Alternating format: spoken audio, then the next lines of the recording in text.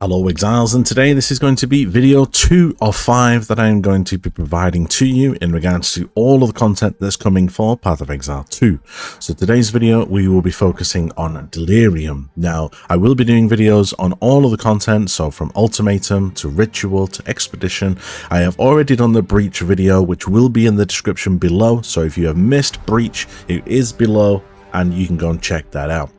Now, there are some slight changes that are being made, and I will detail the changes as we go through, but today's video is going to be focusing primarily on Delirium. Now, what I would like to say is if you are enjoying my video and my content, and they are being helpful for you, then throw us a subscribe and it will greatly help the channel grow, which is what I intend to do over the next 12 months. With that being said, let's jump into Delirium.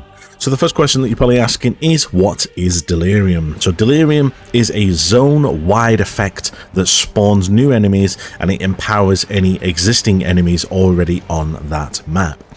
Now, basically randomly, while players are completing maps or even some zones, a mirror of Delirium will spawn, as you can see on screen here.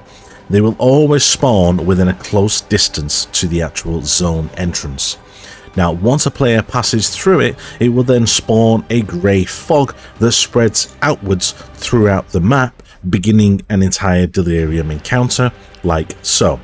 Now, new enemies and hazards can spawn from within the fog, and existing enemies can receive what's called a Delirium modifier, making them stronger or giving them brand new attacks. All enemies in the fog are Delirious, gives them increased damage and makes them have a damage reduction modifier. Now, in the Delirium mirror encounter, the further out that you are in the fog and the further that you travel from the initial mirror, then the stronger the deliriousness effect, i.e. that they will then do more damage and they will have more damage reduction. The delirious percentage, however, in maps does not change, which I will come on to in a minute. Now, all enemies killed within the fog can drop cluster jewels and potentially Simulacrum Splinters, which I will come back to.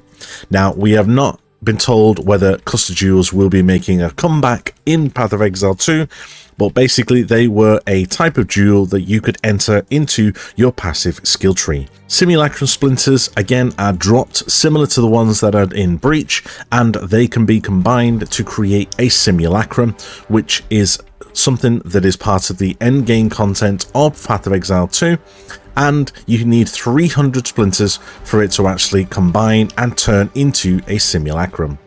Now, one thing to be aware of is that once you are going through the Delirium, you have rewards, and they are in the bottom left of your screen, and you can see them on screen there, which basically shows you what type of rewards you are going to get. The more monsters you kill, the more rewards that you will get of that type. As you progress deeper and deeper and you kill more and more monsters, you will potentially get more and more progressively more rewards, up to around about 3 or 4 rewards. That is if you encounter a mirror. That is how it works with a mirror. Now, one thing to bear in mind is that the fog will eventually dissipate. If you take too long to kill monsters, the fog is moving across the ground, and if you do not keep up with it, then it will eventually dissipate and all of your rewards will drop on the floor where you are standing as the Delirium closes. Now, if you don't want to run that type of event where you are having to beat against the clock or run or chase after the fog, then you can actually add Delirium to your maps using Delirium orbs. Now, in Path of Exile, there were certain Delirium orbs that we could add onto our maps that were very specific and had specific content rewards that we could put onto our maps. That is no longer the case in Path of Exile 2, however, we still have the effect of a Delirium orb, but we cannot choose the rewards. From what I have seen from the live stream, it does seem to be random. As per the screenshots on screen now, you can add Delirium to your maps by using Distilled Emotion, and that will then apply modifiers to the monsters, increase rarity, and obviously make the area delirious. There is no longer a specific reward that you can hone in on, i.e. like divination cards or items or currency. One thing to be made aware of though is that when you run a Delirious map, there is no mirror of Delirium that you have to walk through. As soon as you enter the map, the entire map is already delirious, and it will never dissipate and it will never run out. The rewards are at the bottom of your screen here. As you can see, I have a currency and I have a gem reward. This is obviously something that I have picked. I have picked the gem one, and it has given me a currency reward as an additional modifier. Now, in Path of Exile 2, these modifiers are going to be random, so it is going to be a case of the more delirious that you put on your maps, then potentially you would then get more rewards. As you progress through your delirious map, the more monsters you kill, the more rewards you will get. If you look at the bottom left hand corner there, the more monsters that you kill, the more rewards you will then get, and it will base upon the monster density, and it will stack up and up and up. Obviously, the number that you can get is usually unlimited, but once you have enough, it will then reset the scale. As you can see now, there we go, it's now gone to 1, and it's now gone back to the bottom again. And just make sure that you kill as many monsters as you can, as the more that you kill, the more rewards you will obtain. As stated before, all monsters within this encounter can drop Simulacrum Splinters. Now, Simulacrum Splinters, as I said, can be combined to make a Simulacrum, and within a Simulacrum there is a certain endgame content which you do need a relevant build to be able to handle. It's not any piece of content that any old build can just walk into, because it can be quite challenging. In Path of Exile 1, Simulacrums looked like this, so they may have updated this art design, and what would happen is you would enter into a predetermined zone, which in Path of Exile 1 was based around the towns, and we did see a glimpse of how it would look in the live stream. You are then met with this strange voice, and he will then provide you with a little screen here which will tell you the modifiers that are going to be on each wave. So as it says right now, there is 15 waves of monsters, and each wave will get progressively harder and harder and harder.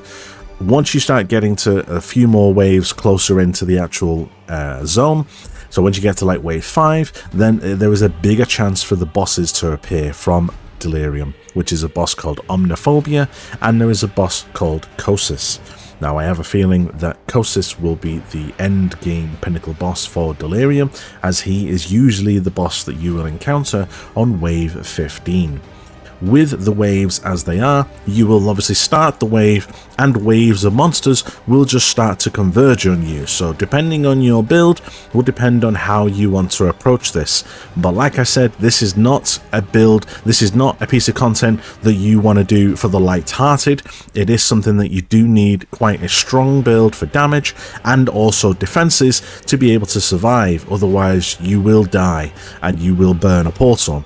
Now, I don't know how this is going to work in terms of the new map progression system that he said, that if you die, you lose the map.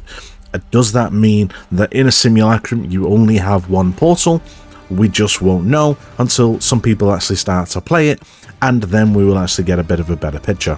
Once you have killed all of the monsters for that wave, in the PoE 1 simulacrum, you would then get a series of rewards that would then drop on the floor, which you can see in the bottom left corner here was essence, maps, just general currency items or general items, and armor pieces. Now, they have all dropped here in the middle.